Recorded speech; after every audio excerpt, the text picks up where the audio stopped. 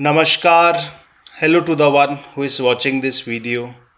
In this video, I will be showcasing one item from my collection. So let's start. This is a 20th century bronze coin pertaining to the British India era, also known as British Raj. This coin was minted in the year 1929, the year in which Bombay Flying Club was founded by Sri J.R.D. Tata. The denomination of this coin is 1 quarter anna.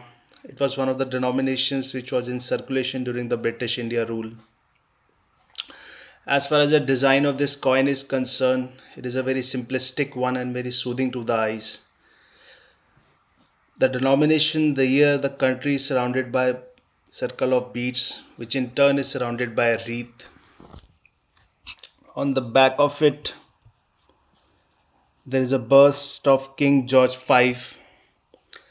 His rule saw the rise of Fascism, Socialism, Communism, and Indian independence movement. Along with the bust, you can see George V King Emperor is embossed on it. That's it for this video. Thank you for watching it.